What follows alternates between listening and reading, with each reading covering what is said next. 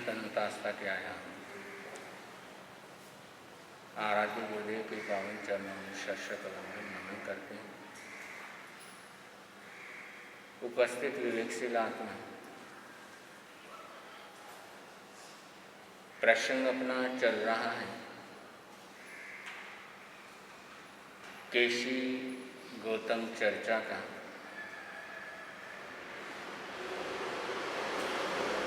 एक के बाद एक केशी शर्मा गौतम स्वामी के समक्ष अपनी जिज्ञासा रखते जा रहे हैं। गौतम स्वामी जिज्ञासाओं का सम्यक समाधान फरमाते जा रहे हैं। कल चर्चा हो रही थी कषाया अगिणोवुत्तो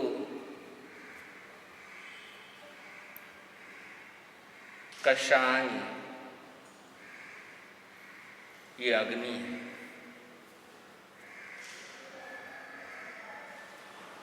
आगम के अंदर जिक्र आता है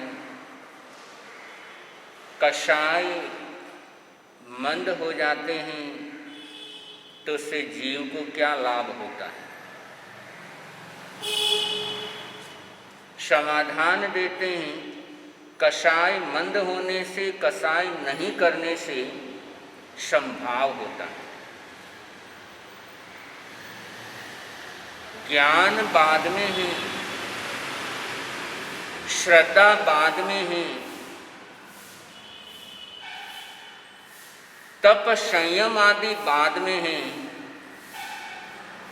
पहले सहनशीलता है। इस जीव की प्रोग्रेस होती है तो सहनशीलता के कारण होती है।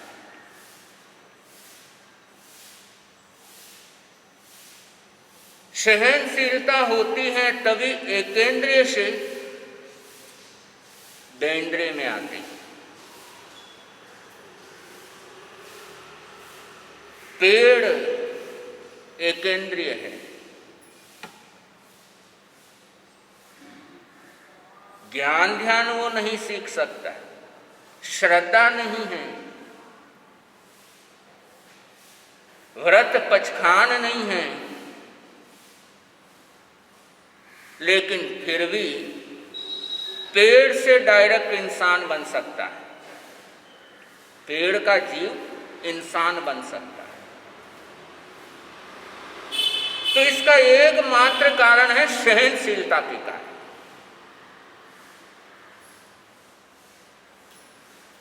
सहनशीलता रखता है, चाहे धूप है, चाहे बारिश है, चाहे तूफान है, सब मौसम के अंदर सहनशीलता। पशु आते हैं, पेड़ को नुकसान पहुंचाते हैं तो भी सहनशीलता। लोग आते हैं, पेड़ को पत्थर मारते हैं तो भी सहनशीलता। और उस सहनशीलता से प्रोग्रेस होती है। तो सहनशीलता माध्यम है प्रोग्रेस करने का। आपके अंदर बुद्धि ज्यादा नहीं है लेकिन सहनशीलता है तो आप आगे बढ़ जाओ। आप तरह तरह के रसोई के अंदर व्यंजन नहीं बना सकते लेकिन सहनशीलता है तो सबके प्यारे हो सकते। व्रत प्रत्याख्यान नहीं होते लेकिन सहनशीलता है तो हम आगे बढ़ सकते। ये सहनशीलता प्रोग्रेस करने का मंत्र है।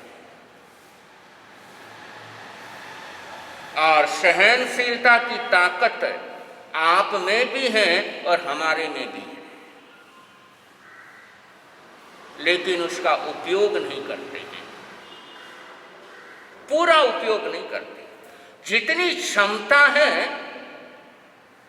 उतना पूरा उपयोग नहीं करते। चंडकोशिक सर्प अपनी क्षमता का पूरा उपयोग किया 15 दिन।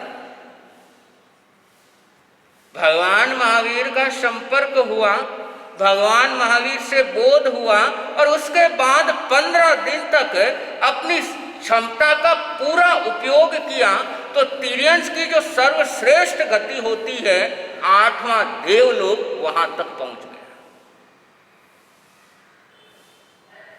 कितनी प्रोग्रेस कर, सिर्फ सहनशीलता के कारण।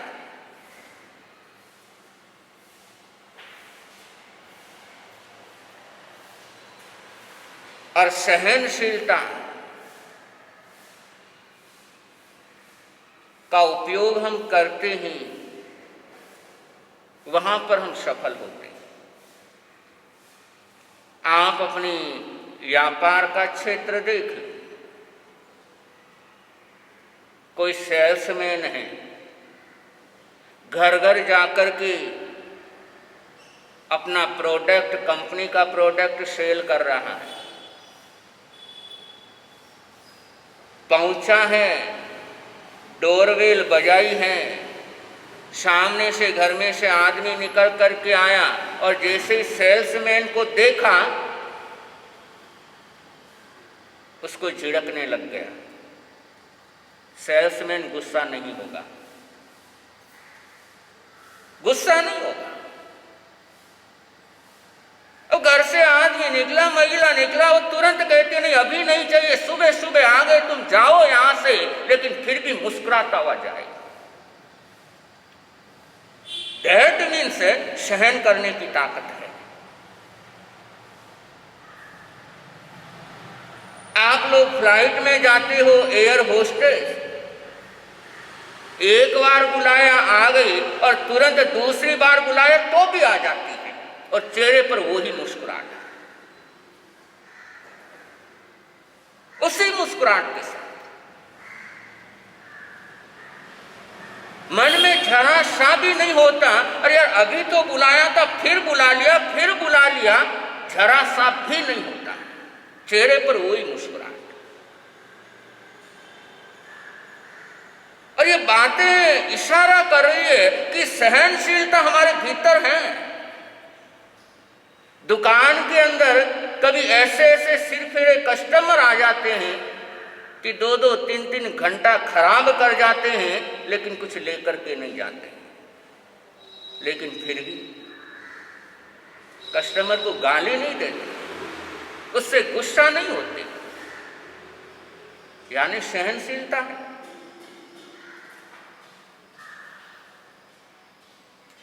और यही सहनशीलता, जितनी सहनशीलता हम धन कमाने में दिखाते हैं, उतनी ही सहनशीलता यदि घर में रहते हुए दिखा दें।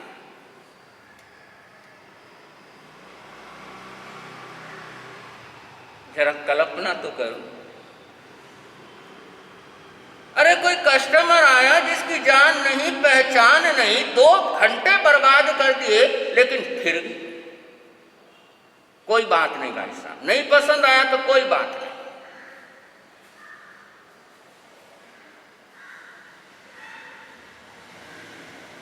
और यही सहनशीलता जो धन के क्षेत्र में दिखाते हैं, वो धर्म के क्षेत्र में या जीवन के क्षेत्र में हम दिखा नहीं पाते। और ज्ञानी जन तो कहते हैं जिसने सहन करना सीख लिया उसने बहुत कुछ सीख लिया, और जिसने सहन करना नहीं सीखा, दूसरी चीज सीख ली, तो समझना कुछ भी नहीं सीखा।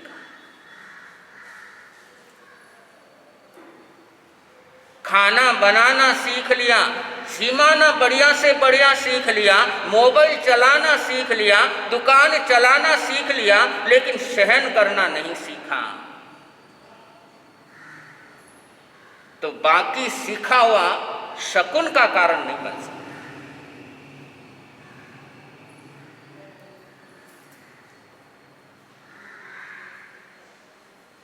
तो सहन करना, संभाव, सहनशीलता,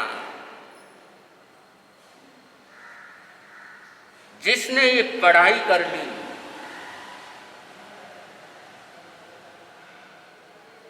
वो जिंदगी की परीक्षा में पास हो गया, वो कभी फेल हो ही नहीं सकता। और जिसने सहनशीलता की पढ़ाई नहीं की उसका पास होना बहुत मुश्किल है। अर्जुन मालाकार ने 6 महीने सहनशीलता, 6 महीने, और 6 महीने की सहनशीलता का कमाल देखो, हजारों व्यक्तियों की हत्या करने के बाद भी मोक्ष मिल गया। कि सहनशीलता का ही तो कमाल। वरना कहां तो आगमकार कहते हैं पंचेंद्रिय जीवों का वध करने वाला नरक में जाता है।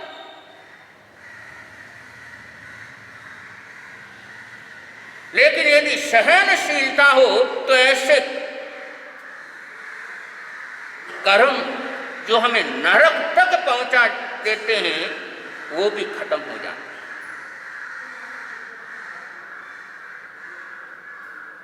सारी परेशानियां, सारी तकलीफें सहनशीलता होती है तो खत्म हो जाती है।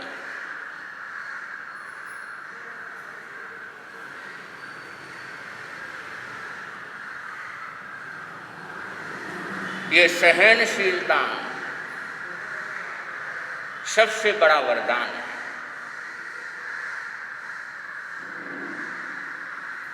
और क्षमता है लेकिन उस क्षमता का उपयोग नहीं करते। ठाणांग सूत्र के अंदर वर्णन आया है, देवता 3 कारणों से पश्चाताप करते हैं। जो समझदार देवता है वो 3 कारणों से पश्चाताप करते हैं कि मानव जीवन में मेरे पास समय भी था, मेरे पास क्षमता भी थी, मेरे पास बुद्धि भी थी, गुरुओं का सानिध्य भी था, शरीर भी निरोग था, लेकिन जितना मैं ज्ञान सीख सकता था उतना मैं ज्ञान सीख नहीं पाया। इसका वो पश्चाताप करते हैं कि जितना शुद्ध ज्ञान का अध्ययन होना चाहिए था उतना मैं अध्ययन कर नहीं पाया।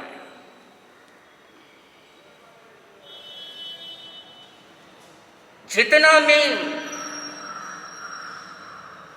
तपस्या कर सकता था उतनी मैं कर नहीं पाया। साधु बनने के बाद जितनी साधना कर सकता था उतनी साधना कर नहीं पाया। इस कारण समझदार देवता पश्चाताप करते हैं कि मौका था,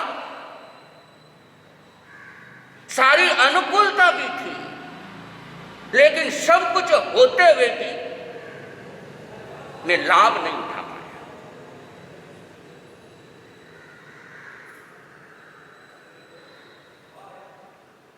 और ये पश्चाताप कहीं हमें ना करना पड़े कि सहनशील बन सकते थे, सहनशीलता दिखा सकते थे, लेकिन दिखा नहीं पाए। संभाव रख सकते थे लेकिन रख नहीं पाए।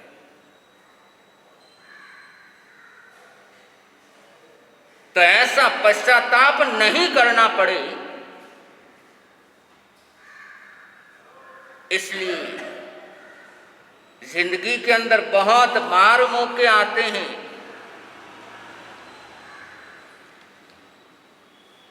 न केवल घर के बाहर मौके आते हैं बल्कि घर के अंदर भी चांस आते हैं सहनशीलता दिखानी है।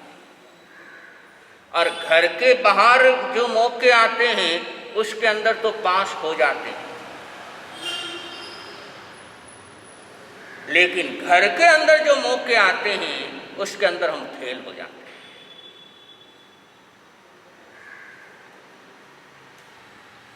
और घर के अंदर ये मौके आते ही आ रहते हैं हमारे एग्जाम के, हमारी परीक्षा की, कि मैं सामायिक कर रहा हूं तो सामायिक करते करते मेरी सहनशीलता कितनी बड़ी है। ये रिश्तेदार अपने ही भाई बहन, माता पिता, बेटा बेटी, सास बहू, पति पत्नी अपने ही परीक्षा लेते ही रहते कि मैं प्रवचन सुन रहा हूं तो प्रवचन सुनते सुनते मेरे अंदर संभाव कितना बढ़ा है। नवकार मंत्र की माला करता हूं, तपस्या करता हूं, तपस्या करते करते मेरी सहनशीलता कितनी बड़ी है। और सिर्फ घर में रहने वालों को पारिवारिक सदस्य ही मत समझो, उनको एग्जामिनर भी समझो। ये सिर्फ पारिवारिक सदस्य नहीं है, ये मेरी परीक्षा लेने वाले भी हैं, जो समय समय पर परीक्षा लेते ही रहते हैं। और मुझे इनकी परीक्षा में पास होना है, सक्सेस होना है। और जो इन छोटी छोटी परीक्षाओं में पास हो जाता है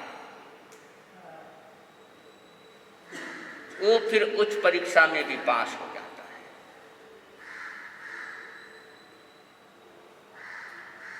और जो परिवार जो एग्जामिनर हैं वो परीक्षा यदि क्लियर कर नहीं पाते तो बड़ी परीक्षा पास करना बहुत मुश्किल हो जाता है। तो जब कभी घर के अंदर कोई हमें ताना मारे, कोई हमें कुछ कहे, कुछ बोले, तो उस समय सामने वाले को अपना दुश्मन नहीं समझना, एग्जामिनर समझना कि मेरी परीक्षा हो रही है। जो मैंने सामायिक की, इतना अभ्यास किया है सामायिक का, तप त्याग का, प्रवचन सुनने का, अब मेरी परीक्षा का वक्त है। मैं अपने आप को देखूं मैं कितना इसमें सक्सेस हुआ। और इस सोच के साथ यदि आगे बढ़े कि सामने वाला जो भी कुछ हमें बोल रहा है वो मेरी परीक्षा ले रहा है,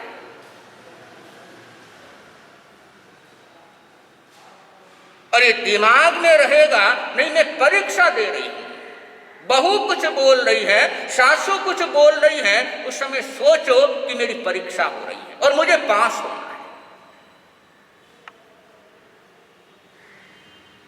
और इस सोच के साथ यदि जिएंगे तो 10 में से अभी तो 10 बार फेल हो रहे थे, लेकिन फिर 4-5 बार पास भी हो जाए। वो एक अभ्यास रहेगा कि सासू कुछ कह रही है तो उसको सामने सासू के रूप में ना देखो, एग्जामिनर के रूप में देखो। बहू कुछ कह रही है तो बहू को बहू के रूप में नहीं, एग्जामिनर के रूप में, कि मेरी एग्जामिनर है और मुझे पास होकर के दिखा।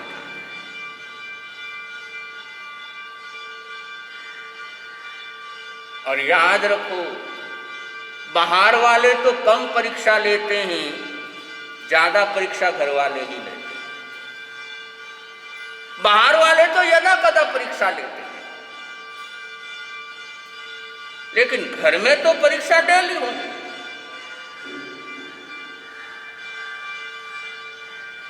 और ये डेली टेस्ट, स्कूल में बच्चे जाते हैं तो उनके वीकली टेस्ट होते हैं, या 15 दिनों में होते हैं, या मंथली टेस्ट होते हैं। लेकिन परमात्मा की ऐसी क्लास है जिसमें डेली टेस्ट देना पड़ता है, और ये टेस्ट देने में जिसको इंटरेस्ट आ गया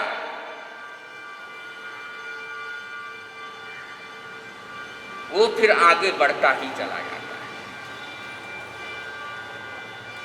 इसलिए प्रातःकाल जिस समय हम सोकर के उठें उस समय ये चिंतन करना, आज मेरा जब कभी भी टेस्ट होगा तो मैं उसमें फेल नहीं हूं, आज मुझे पास होना है।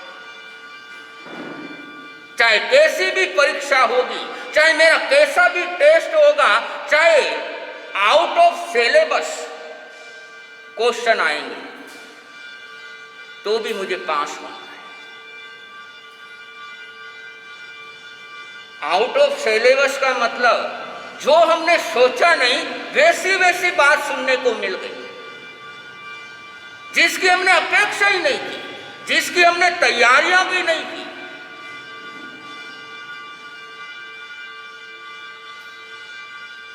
वैसा दृश्य सामने आ गया तो उसको भी मुझे क्लियर करना है।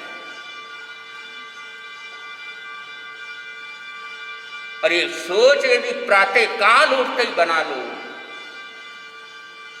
कि आज के दिन मुझे सफल होना है, हर टेस्ट में सफल होना है, चाहे पति टेस्ट ले सकता है, पत्नी ले सकती है, सास बहू कोई भी एग्जाम ले सकती है, लेकिन मुझे फेल नहीं होना है। सामाई का नाम यही तो है, सामाई किसी को कहते हैं। जरूरी नहीं है कि मुखपट्टी बांध करके एक जगह बैठना ही सामाई को। सामाई का मतलब संभाव, संभाव का अभ्यास करना। और वो जब होता है तब जाकर के हम आगे की कक्षा के अंदर प्रवेश पाते हैं। एक बहुत सुंदर कथानक आता है,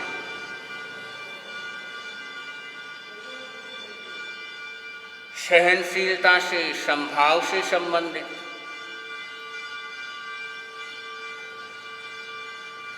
कि कैसे सहनशील जब तक हैं, जब तक हम अपने स्वरूप में हैं तब तक सहयोग करने वाले मिलते हैं, और जिस समय हम स्वयं स्वरूप में नहीं हैं, विभाव के अंदर चले जाते हैं तो सहयोग देने वाला नहीं मिलता है। एक संत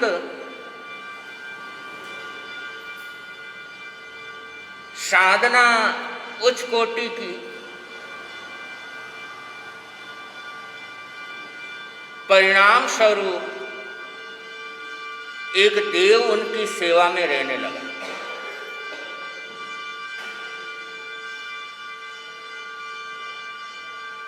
देव संत से निवेदन करता रहता, भगवान कोई कार्य हो तो बताओ। संत कहने लगे मुझे कोई काम है नहीं, और मुझे तेरी सेवा की भी जरूरत नहीं है।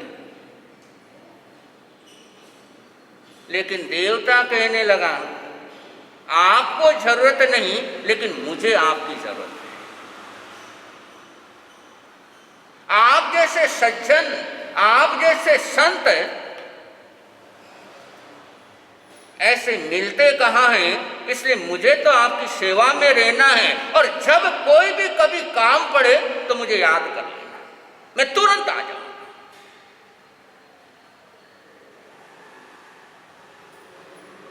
समय गुजरता गया। एक बार वो तपस्वी संत जा रहे थे गोचरी के लिए, और पता नहीं ऐसा क्या हो गया, सामने से एक व्यक्ति आ रहा था, उससे टकरा गए।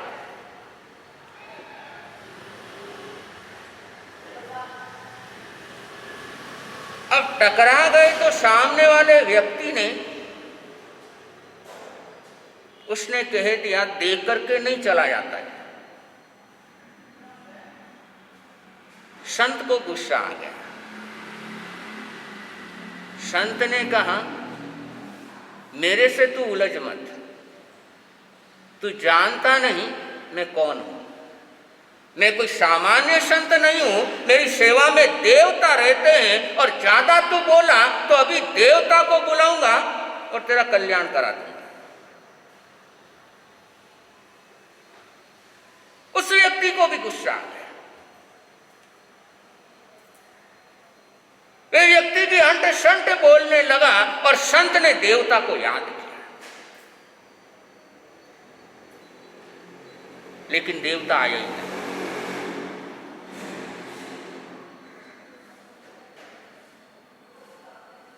आसपास के लोग इकट्ठे हो गए। किसी तरीके से दोनों को अलग अलग किया। संत को भी वापस ख्याल आया, अरे यार मैं संत था, खामोखा क्यों विभाव के अंदर चला गया, क्यों उससे उलझ गया। बोल दिया था दो शब्द तो जाने देता, खुद को शांत किया कि नहीं मेरे को ऐसा नहीं करना चाहिए था। पुनः स्वभाव के अंदर वो,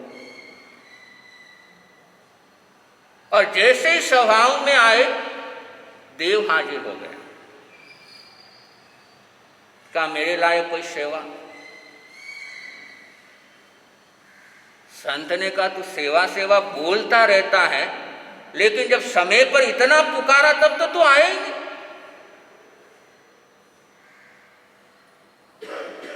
देवता ने कहा, मैं तो आया था लेकिन आप वहां नहीं थे। मैं तो आया था लेकिन मेरे को आप कहीं दिखे ही नहीं।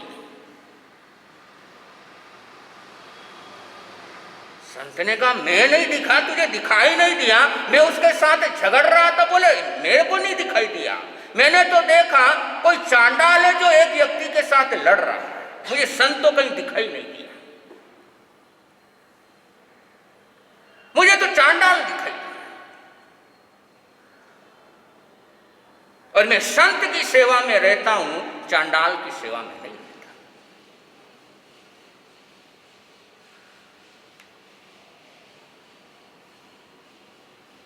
तो जिस समय हम आवेश में होते हैं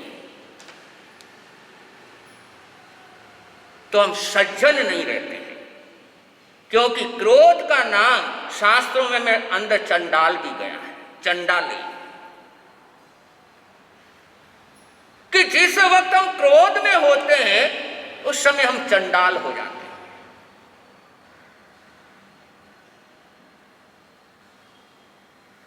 उस समय हम स्वयं में नहीं रहते, हम विभाव के अंदर चले जाते हैं।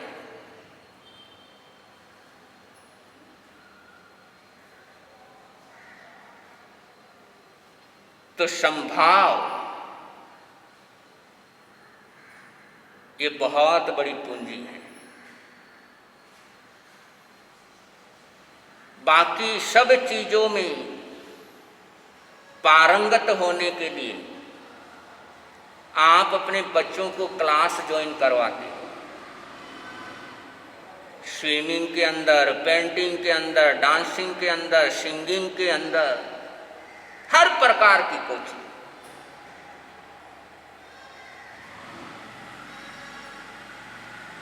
लेकिन संभाव, सहनशील बनने की कोचिंग दिलाते हो।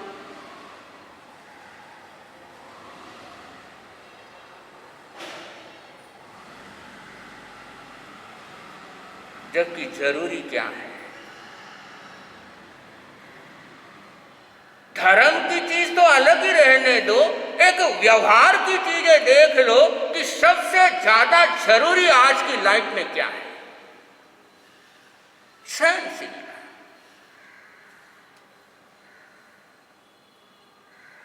और जो सबसे इंपॉर्टेंट है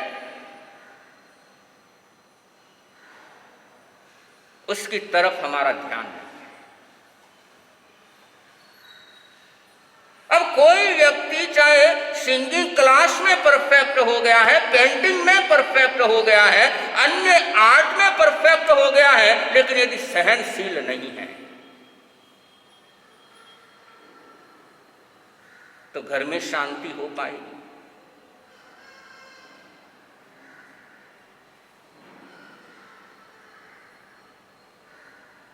सहनशीलता नहीं तो घर कुरुक्षेत्र का मैदान बनता ही बनता है।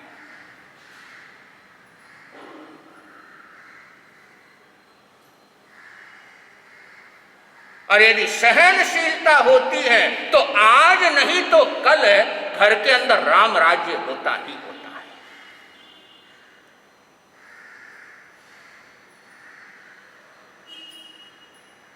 इसलिए प्रयास होना चाहिए संभाव इसको विकसित करने का।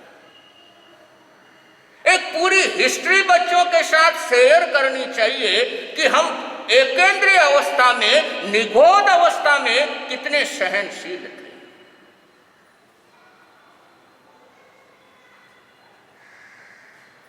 उस अवस्था के अंदर जहां पर चेतना पूर्णतः विकसित नहीं,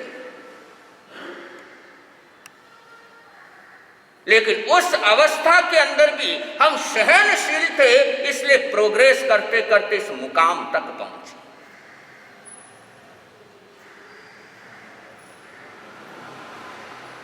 और अब तो समझदार हो गए,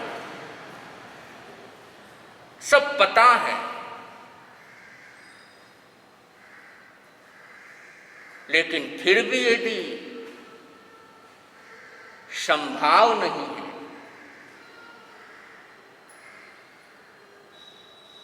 तो ये मानव जीवन हमारे लिए बर्बादी का कारण भी हो सकता है।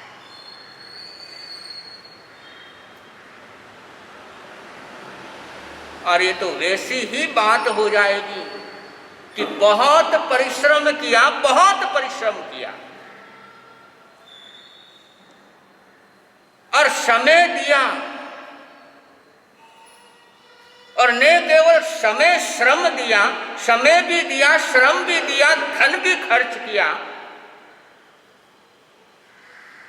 और बढ़िया खीर बनाई। मेहनत करके, समय दे करके, पैसा लगा करके बढ़िया से बढ़िया खीर बनाई, लेकिन जब मेहमान को खिलाने का वक्त आया तो उसमें राख डाल करके परोसा।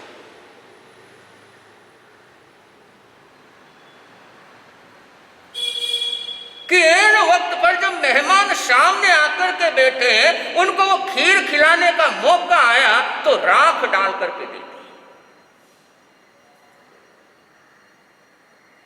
सारी मेहनत बेकार, सारा परिश्रम व्यर्थ।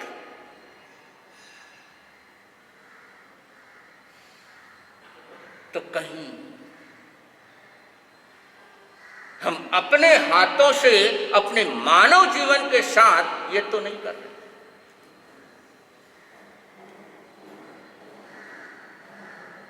कि इतने लंबे समय की ये यात्रा, अनादिकाल की ये यात्रा, कितना टाइम लगा, कितना श्रम लगा है। निगोद से लेकर के मानव जीवन तक पहुंचने में कोई कम समय नहीं लगा। ये अनादिकाल की यात्रा है।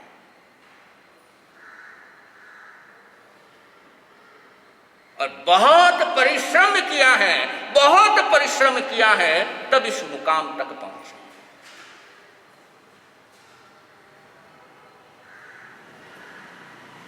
और इस मुकाम तक पहुंचने के बाद मेहमान के सामने खीर परोसी, यदि राख डालने की अपेक्षा यदि माणक के मेवा मिला देते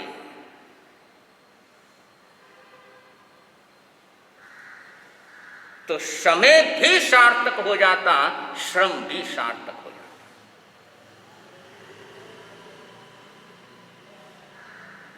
तो ये मानव जन्म मिला तो खीर रेडी है।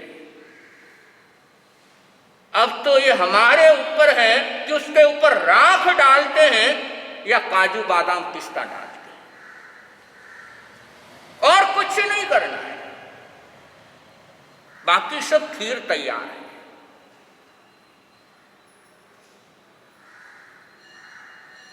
बस इतनी सी मेहनत है, या तो राख डालोगे या ड्राई फ्रूट्स डालना है। और यदि राख डाल दी तो सब कुछ किया कराया बेकार हो जाएगा।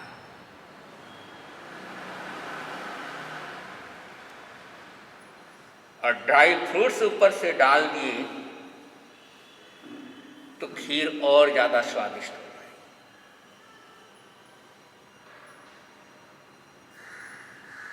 और ये इस पर निर्भर करता है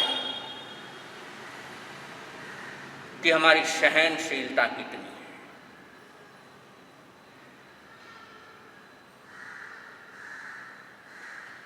अनंत जन्म मरण हो गए और अनंत जन्म मरण में सहनशीलता रखते आए हैं। अब तो अगर पूरे सामर्थ्य के साथ यदि 5-7 जन्म सहनशीलता रख लें तो बेड़ा पार हो जाए। और अनंत के सामने ये 8-10 जन्म कुछ गिनती नहीं रखते। तो बहुत मेहनत की है, बहुत परिश्रम किया है, बहुत श्रम किया है, तब जाकर के इस मुकाम पर हम पहुंचे हैं। और इस मुकाम से आगे ये अपनी जीवन यात्रा की गाड़ी किस तरफ प्रस्थान करेगी, ये उस पर निर्भर रहेगा कि हम राख डालते हैं या ड्राई फ्रूट्स डालते हैं। क्योंकि ये जंक्शन है मानव जीवन। जिधर चाहे अपनी जीवन गाड़ी को मोड़ सकते हैं, जिधर चाहे। नरक की तरफ भी मोड़ सकते हैं तो ऊर्ध्वलोक की तरफ भी मोड़ सकते हैं। तो यहाँ पर इस केसी गौतम संवाद के माध्यम से गौतम स्वामी फरमा रहे हैं, कषाया अग्निनो उत्तो। ये क्रोध आदि कषाय ये अग्नि है,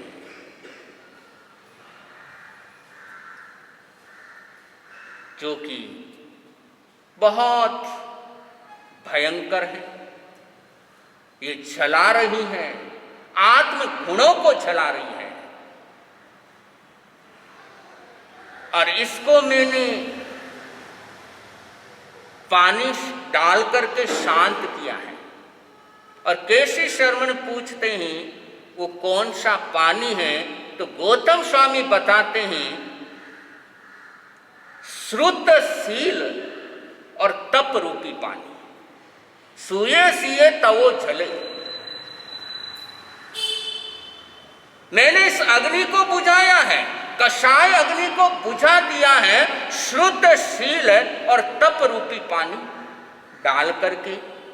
और ये शुद्धशील तप रूपी पानी कैसे डाला जाता है और ये क्या होता है, ये आगे के प्रवचनों के अंदर जिक्र आएगा। इन्हीं मंगल कामनाओं के साथ आज के प्रवचन को यहाँ पर विराम दे रहे हैं। पचखान हो कोई एकासना व्यासना।